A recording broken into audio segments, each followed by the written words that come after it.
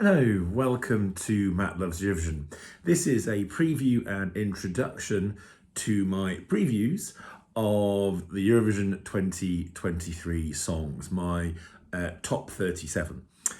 Please do, of course, click on the subscribe button, ring that notification bell, and like, share, and comment below.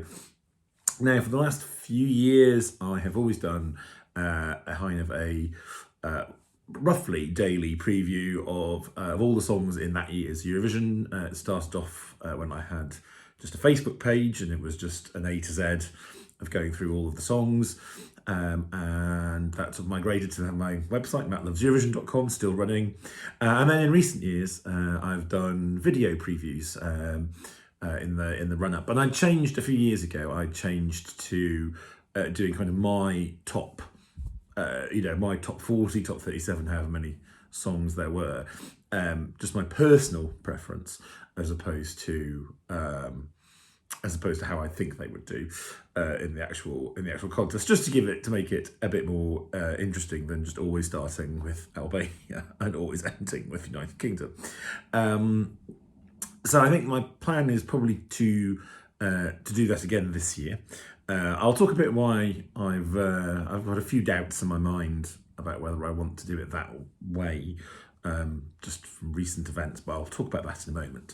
I would say those previews, regardless of how I structure them, will be just me really introducing the sort of the country and the song and the artist, maybe a little bit of info about the artist and any sort of relevant history there might be about the national final, perhaps, and then just my own personal thoughts on the entry and the song and whether I like it or not, and what parts I like, what parts I don't like so much, which is all very much based on my personal musical preferences and how I see it, which is not to say that it could well be that a song that does really well doesn't come that high in my top, but and vice versa. I've had songs that I put very high and have barely gotten a point in the semi-finals, or certainly not done very well. So it's definitely not a prediction, and it's definitely not.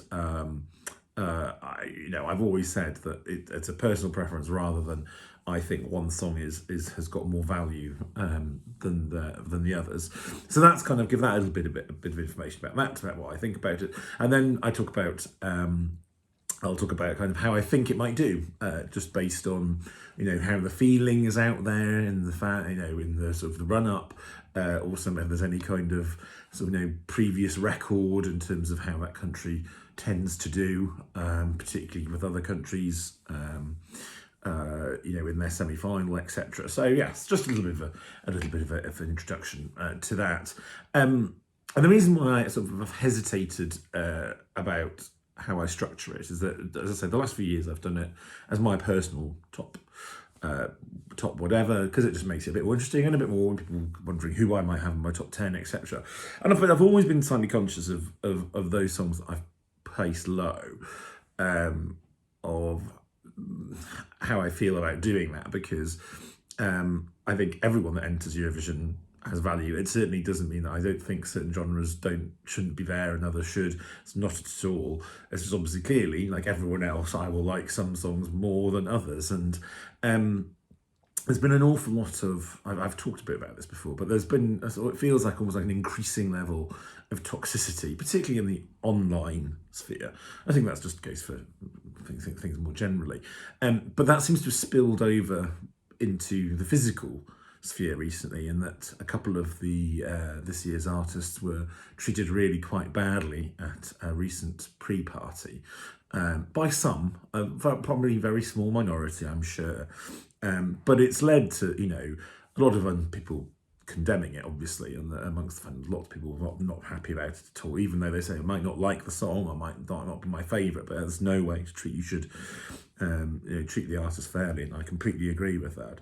And it's even had to have come out with a statement with one of the broadcasters has kind of had to kind of say, please, have your opinions, but respect the artist when they're performing and what have you. And I totally agree with that, because I think when I go to London Eurovision and I go to other events, it doesn't matter whether it's it's my number 1 or my number 37. I would still want to see them and enjoy them, because that's what I want to do. I want to see a sort of live show. So, and it's made me wonder that if I put some of these songs low, what how do I feel about doing that? And I think, and so I'm still sort of working my way through that. I think I probably will still do it.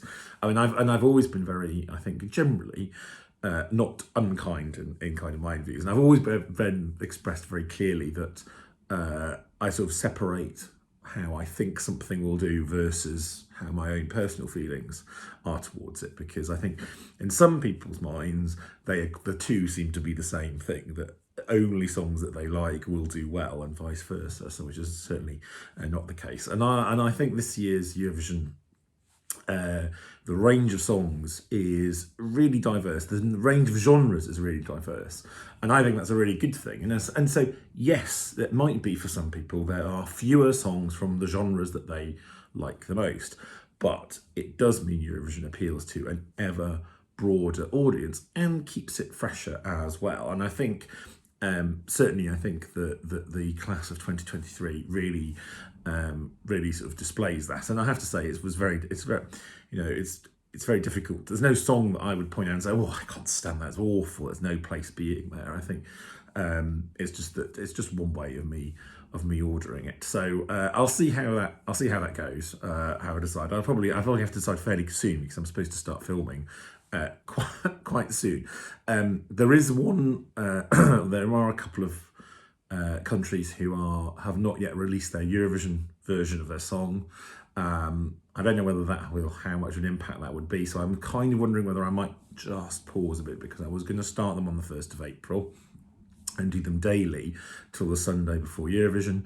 I may change that, partly because I want to wait for those two songs to issue their revamps or their Eurovision versions, and just so I can sort of nail that down. And also just because I was away last weekend, I'm away again this coming weekend, and the time may just not go with me. And I had hoped I need to enlist possibly the help of my other half to let me do some video editing to try and include sort of a clip from the actual music video, maybe, just so it's not, these previews are not just me monologuing the entire time.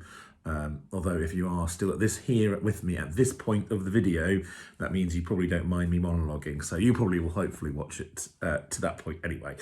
But we'll have to see about that. It's just it's just been slightly squeezed by external events. So I may not start these on the 1st of April after all. I apologise if you were waiting for that, but I will get them started certainly, hopefully within a couple of days of hopefully the revamped version of one of the songs that I kind of know where that's going to go. And then I might just have to do a couple of songs a day for a few days or for a week or so before moving into one song a day. And to the rep. I'd rather in some ways put the one song a day for my top 20 than I would do for my sort of bottom 10. I might sort of squeeze them in a bit more frequently, but I will work something out for that anyway. So obviously, if you are watching this video after I've started my previews, you can probably ignore an awful lot of what I've just said in the last 5 minutes. But do pay attention to what I said at the first start about what these previews are about, and also, again, some of my feelings about just some people's behaviour towards the artists. So it's going to be interesting. Obviously, one of the things that happens whilst I do these previews is that I often go to London Eurovision, which I am this year, where we get to see over half of this year's artists, I think, or at least half of this year's artists will be performing. That's often it's a really good way to get to know them, because London Eurovision is much more, has been in the past, it's much easier to meet the artists, and they can relax and they do different songs, etc. And sometimes it's been, we've seen stuff there that you kind of go, this isn't going to do as well as we thought because something's not there, or you can see something starting to really click, and you get a bit of a feeling. So, but I never let it kind of alter it doesn't alter obviously my top too much by that point, because I'm already on the flow with it. And then one final point is I also I will be doing a blog post to accompany the video, which is really just a sort of a written version to a certain extent of the video. But obviously it's easier to link through to further information about the artist, or anything I mentioned, or obviously to the music videos as well. So yes, I'll always put that in the description of the video, and I'll also put a link through to the official music video as well of the video that I'm describing. But anyway, that's rattled on a lot for an introduction to a daily preview. I do hope you can join me for them. Whenever they start, I will tweet about it. I will obviously, if you subscribe, you'll get a notification, so there's another reason to subscribe. And yes, please do join me for them, because I think it'll be a lot of fun. Take care.